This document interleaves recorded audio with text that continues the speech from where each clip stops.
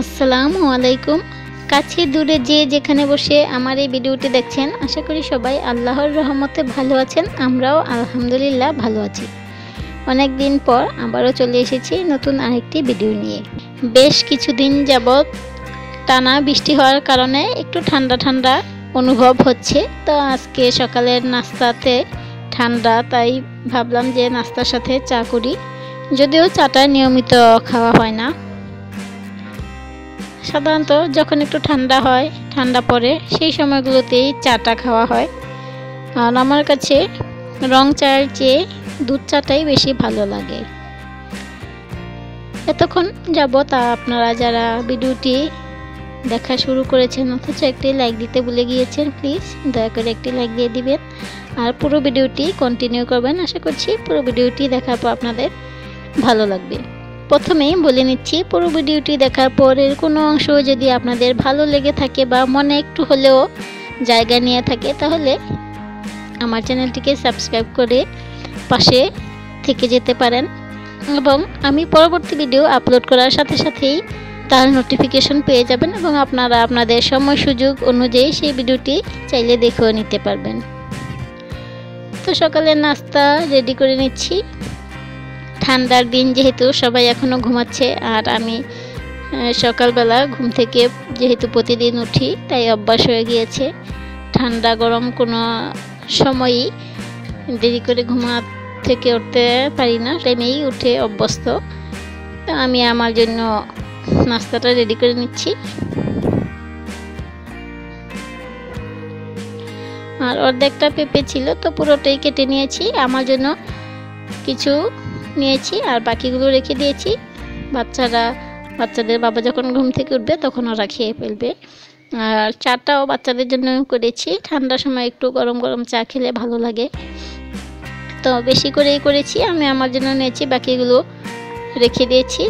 আমাদের ঘরে একটা কাজ হয় কি, যে নাস্তাটা কখনো একসাথে খাওয়া হয় না, এক একজন এক এক টাইমে, তো সবাই আলাদা আলাদা করেই খাবারগুলো খেয়ে নেয়।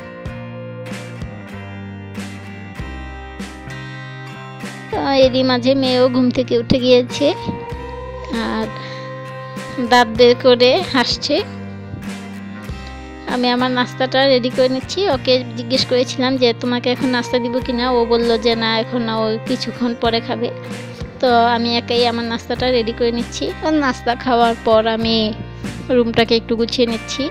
প্রতিদিন কিন্তু এই কাজগুলো আমাদের করতে হয় গৃহিণীদের, আর এই কাজগুলো করলেই ঘরের অর্ধেকটা কাজ কমপ্লিট হয়ে যায়। আমরা যারা গৃহিণী আছি, রান্নাবান্নার কাজ আর ঘর গোছানোর কাজ ছাড়া কিন্তু তেমন কোনো কাজ এখন নেই বললেই চলে। আর এই বৃষ্টির দিনগুলোতে তো আলসেমিতেই কেটে যায় সময়। বিছানাটা গুছিয়ে নেওয়ার পর পর্দাগুলোতেও একটু ঝাড়ু দিয়ে ঝেড়ে নিলাম। পর্দাগুলোতে যে আলগা ধুলোটা থাকে সেটা পরে পরিষ্কার হয়ে যাবে আর খুব বেশি নোংরাও হবে না। পুরো ঘরটি আমি আজকে একটু ক্লিন করে নিচ্ছি আর সাথে একটু গুছগাছও করে নিচ্ছি। তো এই ওয়ালটাতে যে গাছগুলো আছে সেই গাছগুলো একটু সরিয়ে অন্যরকম করে গুছিয়ে নিচ্ছি। একই ডিজাইনে বা একই রকম সাজে অনেক দিন থাকলে কিন্তু দেখতেও ভালো লাগে না, একটু বোরিং ভাব চলে আসে। তো মাঝে মাঝে যদি এইভাবে একটু ঘুরিয়ে ফিরে জিনিসগুলো রাখা হয়, তাহলে ঘরের সৌন্দর্যটাও বেড়ে যায় আর ঘরে একটু নতুনত্ব আসে। এই মাঝে অফ ক্যামেরাতেও কিন্তু অনেক কাজ করে নিয়েছি। বাহিরে যেহেতু প্রচুর বৃষ্টি হচ্ছে আর ঘরে বসে থাকতে হয়, বাইরে যাওয়ার মতো কোনো ওয়েই নেই। বাহিরে তো যাওয়ারও কোনো প্রয়োজন পড়ে না, তো ঘরে থেকেই ঘরের কাজগুলো করে নিচ্ছি। আর এই কর্নার টেবিলটা এখানে রেখেছি, এর উপর একটি কাপড় দিয়ে তাতে গ্লাসে রাখা কিছু প্লান্ট রেখে দিয়েছি। এই ইনডোর প্লান্টগুলো পানিতে মাটিতে খুব ভালো হয়, তো আজকে সবগুলো ইনডোর প্লান্টই একসাথে রেখেছি।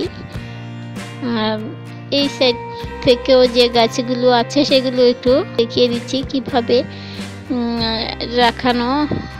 পুরো ঘরটা গুছিয়ে নেওয়ার পর একটু দেখিয়ে দিচ্ছি কেমন লাগছিল দেখতে।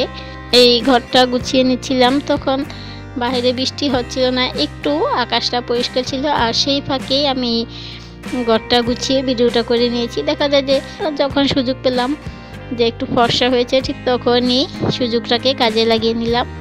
তো এই তো আমার আজকে ছোট্ট একটি ভিডিও। যদি ভালো লেগে থাকে তাহলে লাইক, শেয়ার ও কমেন্টস করবেন। সবাই ভালো থাকবেন, সুস্থ থাকবেন। আল্লাহ হাফেজ, আসসালামু আলাইকুম।